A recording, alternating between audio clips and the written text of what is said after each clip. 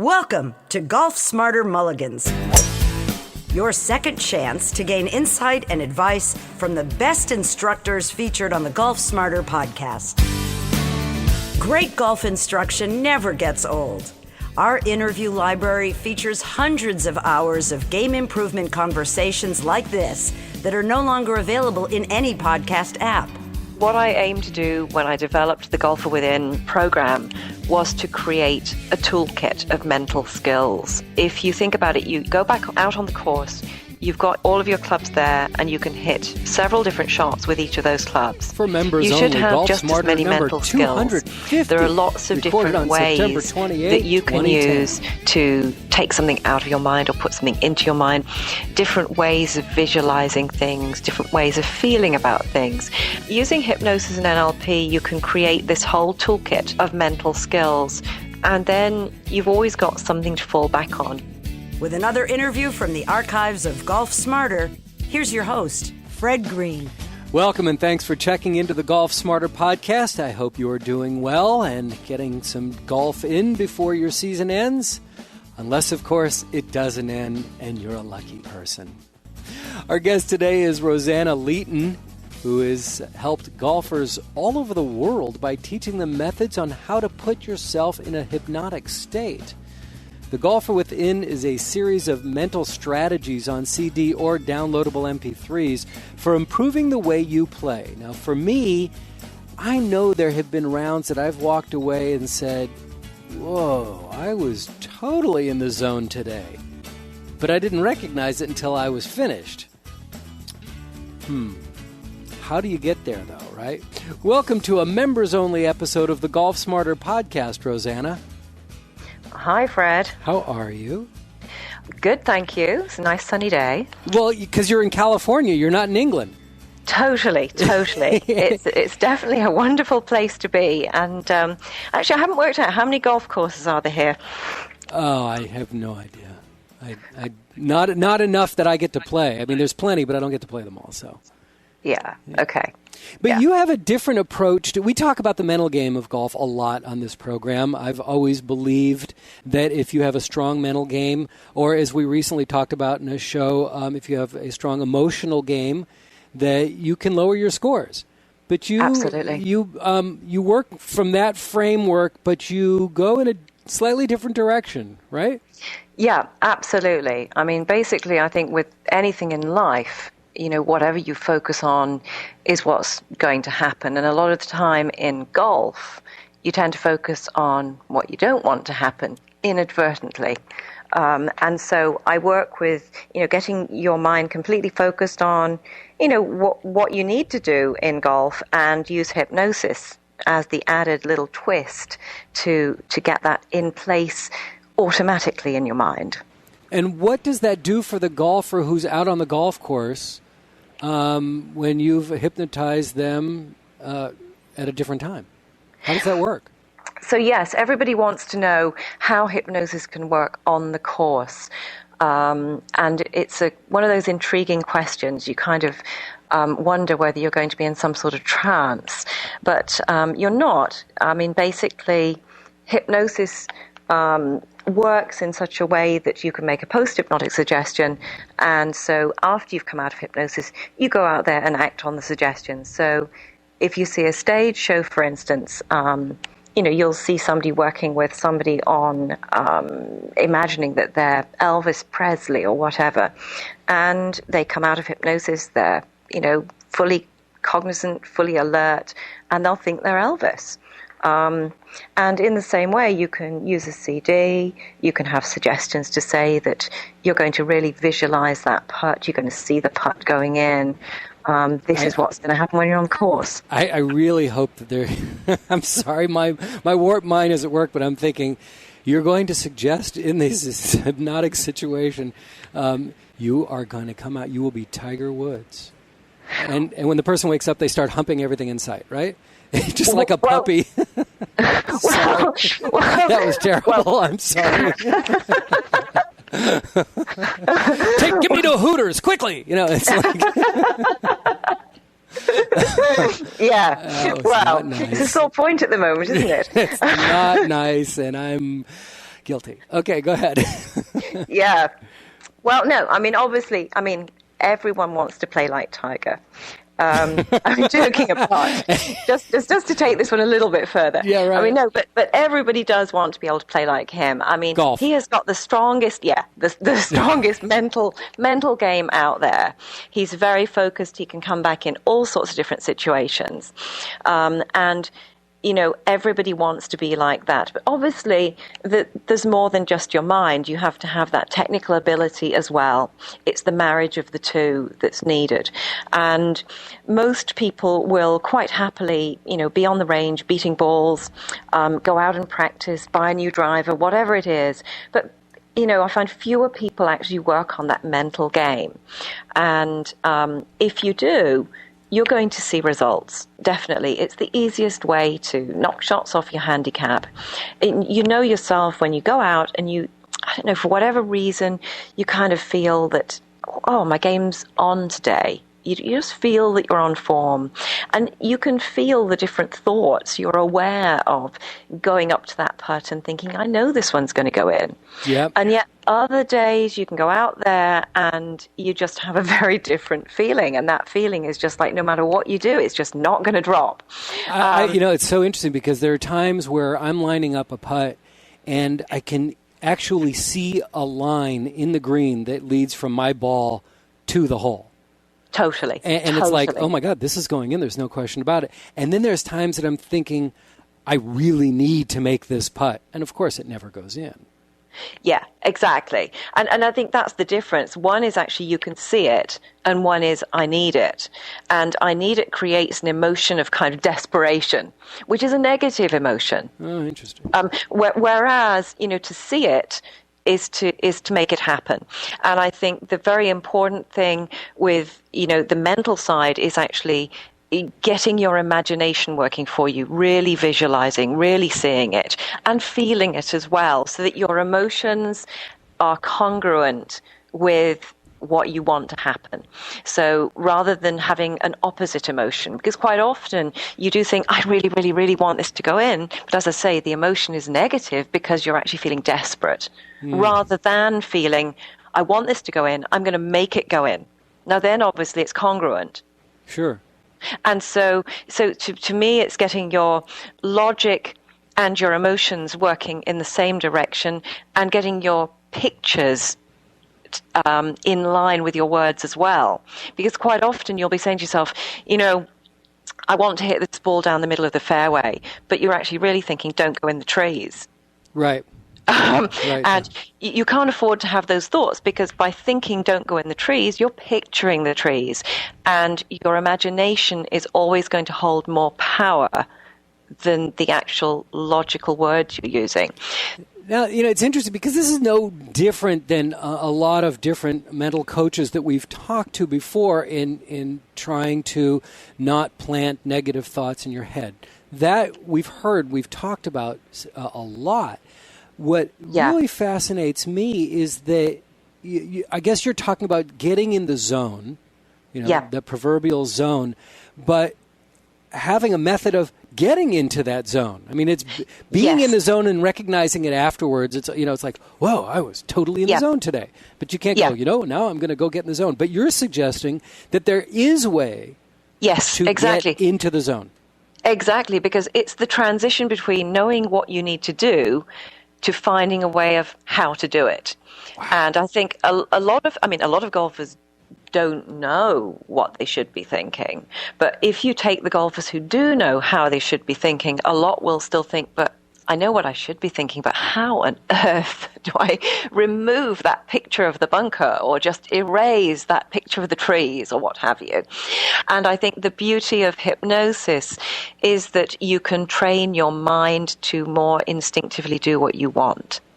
And then again, a recording is even more powerful often than a one-on-one session, because you can use multi-track recording techniques. So, for instance, one side of your mind, it deals primarily with more logical thought. The other side of your mind deals primarily with more creativity and imagination. So you can direct different threads of suggestion to the side of the brain that you want it to go to. So if I want something to go to your right brain, I'm going to put that suggestion to your left ear, and vice versa. And so you can actually use both imagination and logical suggestion at the same time, directed to the part of the brain where you want it to go. And that's really powerful stuff.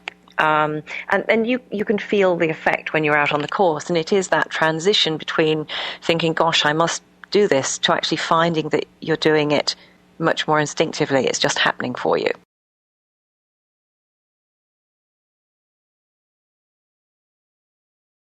Let's get some concrete examples of what you've been able to do for golfers and how it works for them. Oh, wow. Now that's an interesting one. Concrete examples. I would get emails quite frequently from people who would say, I've, dropped my putts by 6 per round. Wow. That's a lot, isn't it? Yes. But actually, that is the easiest part of the game to knock shots off, isn't it? When you think about it. Putting is just a case of reading the line and hitting the ball towards it. There's much less. Boy, I wish it was that simple. Well, you know what I'm saying? By comparison to maneuvering that driver around and getting it to the ball, with putting, it's a shorter stroke, it's a slower stroke. It's a lot easier to apply the club face, square to the ball. There's less room for error. Sure. And so essentially it is the easiest stroke. It should be the easiest part of the game. And yet so many people go through their golfing life just, 2 putts per, hole on average, et cetera, whereas really you should be shaving quite a lot off there. If you give a child, a broomstick and a ball and say hit it, they'll hit it generally. If you say now hit it in this direction, they'll generally hit it in this direction. They're being given a task that they can do. But give an adult a stick that has a little mallet at the bottom and say put this ball in that hole, and they freak out. And they get the yips. Yeah, exactly. Miss the ball altogether. That's ridiculous, isn't it? Yeah.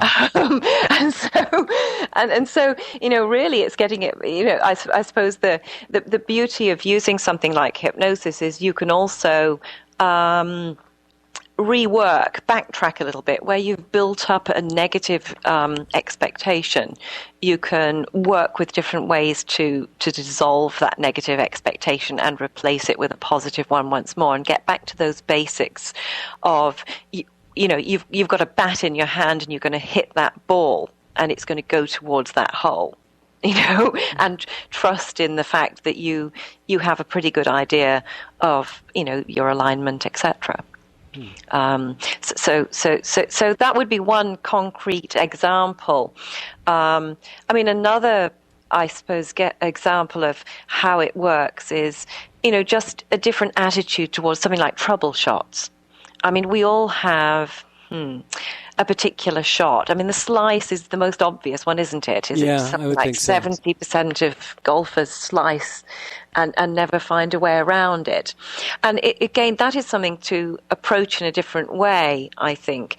And a little bit of technical knowledge is important, because it's understanding that the club face is left open at impact that's going to cause it. But most people tend to be quite visual. And if you slice, you tend to think, well, I'm a little bit further over the other way, and give yourself room for the ball to slice around, don't you? It's instinctive to try and do that. But by doing that, you're instinctively coming across the ball more, and you're far more likely to make a rather more vicious slice. And I think often to cure a slice, the better way is actually to say, stop thinking about, sort of trying to go further to the side. Instead, aim straight down the middle, really focus on the point where you want to go, and just let yourself hit the ball towards it. And instinctively, that visualization will get you to achieve what you want to achieve. I mean, your mind works on end results. So instead of imagining, oh, well, I'm going to go off to one side and let it slice round, which means you're actually focusing on a slice, you're visualizing a slice, you're seeing that movement in the ball. Instead of that, you're now thinking, right, I've got a point right down there, middle of the fairway, and you're seeing the ball in your mind going straight there. And I guess that's back to Jack Nicklaus, isn't it, and his famous quote, which you must have had repeated time and time again on your podcast. Yeah, well, there's a couple quotes that get repeated time and time again. There's no question about it. Is this a type of thing that that I guess one of your clients has to work specifically with you to get launched in a hypnotic program like this, hypnosis program? No, not at all. Not Really? at all. I mean, yeah. I mean, as I said before, the thing about CDs is that you can create great effect because you can do all sorts of wonderful things with technology to send suggestions left, right, brain, whatever you want to do. So you can actually create a really deep hypnotic effect using a CD. And everyone's hypnotizable so long as they want to be. So basically, just by listening to a CD, you can get into a nice hypnotic state and be led where you want to go. Now, I mean, if somebody wants to do something that's very, deep-rooted, needs a lot of unpicking, if somebody suffers from depression or somebody's got, anxiety, then you'd want to know why. And so you might work in a different way. But with golf, we all know what we want to achieve. We all know that we want to, most of the time hit the ball square or shape it when you want to. You know that you want to get the ball in the hole. There's no sort of difference between what somebody wants to achieve. And so it's really easy to put those suggestions on a CD and get them to work for every golfer, if you see what I mean. Yeah, and I'm curious because you don't just do this for golfers. I mean, your background is in NLP, right? Totally. Neuro-linguistic programming. Yes. And sports psychology. Yeah. I mean, I'm a hypnotherapist, counseling, NLP sports psychology. I mean, that's my background. And so... when did you make this discovery that, wow, this would really work well for golfers? When I started playing golf. Yeah, I mean, when I got this bug and decided that I'd like to play golf every day of my life and realized what a mental game it is and thought, wow, it's just such an obvious one for hypnosis. It just needs it badly, as far as I could see. So, yeah. And actually, the way I found you was through one of the Golf Smarter listeners who was buying into your program and buying your CDs from the UK. Yeah. And wrote to me and said, Fred, you've talked a lot about things like this, but you've never really covered the element of hypnosis and how it can work on improving your mental game. Yeah. Yeah. I mean, it's one of those things that most people don't tend to think about. But I mean, for anything, you don't tend to think, oh gosh, I'm going to go and see a hypnotherapist. No, you don't. I mean, you don't. I mean, you only kind of half think about it if you think about stopping smoking, maybe, because you've seen that on TV. But at the end of the day, hypnosis allows access to your subconscious mind. That is where all of your habits and basic attitudes are stored. So if you want to change something that's habitual, or change something that's automatic, hypnosis is going to make it a lot easier. What kind of state do you have to be in to prepare yourself? I mean, can you be driving your car to the golf course listening to this? No, that is not a good plan. Okay. No, exactly. And do you go into some sort of, I don't want to use the word zombie state, but once you're under the hypnosis, you're in that hypnotic state, are you at full function and you're just kind of focused in one area over here, or how does this work? Well, if you think about it, hypnosis is like meditation. Okay. So hypnosis is the state between wake and sleep. And so, I mean, I would always say to somebody, if you're going to use hypnosis for golf, just get a CD, pop it on when you go to bed at night. fall asleep with it. Doesn't it matter when you fall asleep? You're probably going to fall asleep quite early on during the recording, but your subconscious mind will still take it in. And, if you think about it at night, when you dream, your mind is working. Your mind works really hard at night. And the purpose of the REM state, that dreaming state, is to resolve conflicts. And if you didn't dream, you'd become psychotic. So we do all dream, whether we remember our dreams or not. But hypnosis creates the same REM state, in effect. And if dreaming is designed to resolve conflicts and, get your mind aligned to what you want to achieve, then obviously it follows that if you can intentionally take yourself into hypnosis, you get to that same state. So anything that you're having any conflict over or something you want to improve on, you've got the right state of mind to do it. So as I say, hypnosis is an enormously powerful tool. I mean, to me, you can try as hard as you can without hypnosis to do something, but it's the hard way. It's a bit like, would you like to put a spider in your hand until you get used to it? Or would you prefer to listen to a CD and have a few suggestions to say it's okay? Sign me up for the CD. But it just makes it easier. And it's quite funny because, when I got into hypnosis, my basic interest was psychology. But by the time you hear somebody saying enough, but with hypnosis it would be quicker, but with hypnosis it would be easier, in the end you pay attention. Yeah, right.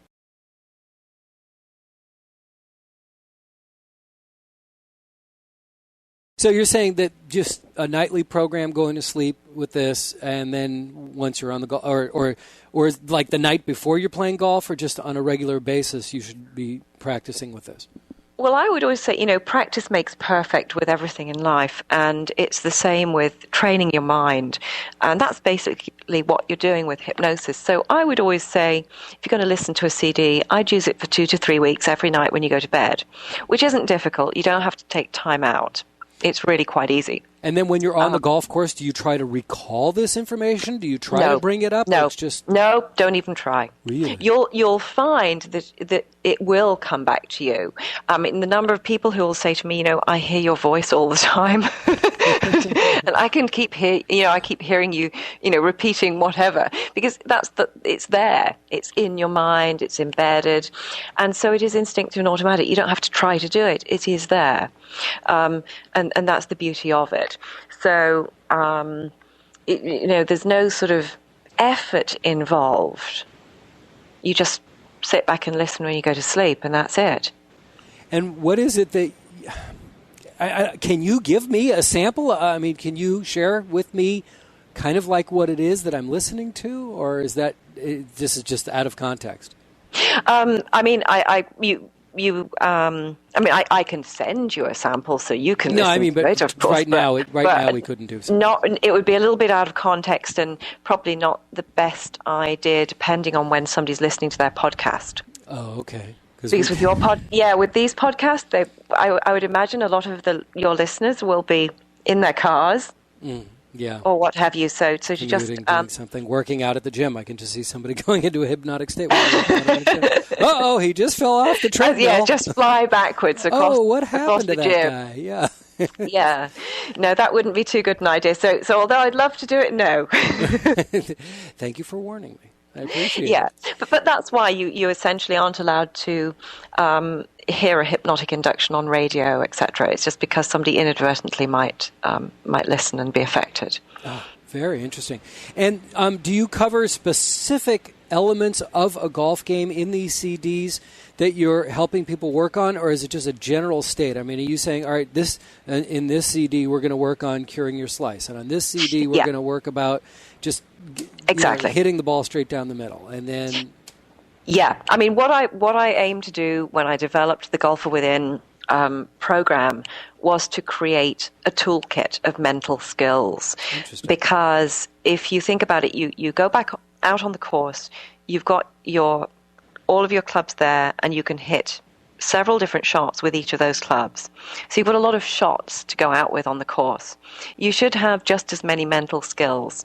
There are lots of different ways that you can use to take something out of your mind or put something into your mind, depending on what you want to achieve, different ways of visualizing things, different ways of feeling about things. And so using hypnosis and NLP, you can create this whole toolkit of mental skills. And then you've always got something to fall back on, because you know how it is. Some days, I think as you said before, you can be out there and you think, go on, get in. You need to have more than just that one thought to draw upon. You need to have, if that's not working for you, then try another one, and get the one that works for you on the day. So the idea was to build up a whole set of mental skills, but to apply them to every different area of the game. So I suppose I set out with, basic foundations of the game, which is the overall game. People get put off by that title because they tend to think it means they're a basic golfer. But actually, I didn't mean that when I titled it that. I meant just, this is the foundation of your entire golf game. This is the most important overall bit. Yeah. I overheard somebody say once, and it made total sense to me, that the first day that you go out and play golf, you are a beginner. And for the rest of your life, you're intermediate. Yes. Golf is a game that always brings you back to reality. Oh, God. You get the leveler happens, doesn't it? Every time. I think that word might be humbling. It's a humbling game. Yes. Humility has to come into play rapidly. Totally. And that's what's so wonderful about it. Yep. It's just, that's one of the things that's so wonderful about it. But certainly, as I say, the toolkit I've applied to, there's one CD that focuses on putting, and another one that focuses on the short game, and another one maybe for first tee nerves, or another one for stopping getting angry on the golf course. Oh, that's a good one. Yeah, that's one of my pet hates, I have to say. I hate to see people getting angry on the golf course. Yeah, I don't find it too amusing either. I don't get it. I understand frustration. Yep. But anger and throwing and just like frustration, you toss a club up in the air and catch it. Okay, I get it. But heaving a club or something, or swearing and kicking, and I don't get it. Yeah, I really don't, because the most of us golfers, we're not professionals. It's a game. We started to play it because it's fun. So, and now we're not playing it because it's fun anymore. Yeah, it's not fun anymore. But why are we still playing it? But are these CDs in your toolkit there, are those applicable to other elements of your life as well, or are these specifically for golf? These are specifically for golf, but at the end of the day, golf to me teaches you a lot about life. Every mental skill you need in golf is a mental skill that you could do within life. It's just very obvious in golf. It highlights it for you. Absolutely. But actually, you do need to learn all those skills. And if you learn the mental skills to get towards the highest level of mastery you can in this game, you're going to get to the highest level of mastery in everything else in life as well. Because, it's back to, I think Pia Nielsen said, to get better at golf, you have to grow as a person. And it's true. Yeah. You have to learn to control, and you have to learn to do so many different things.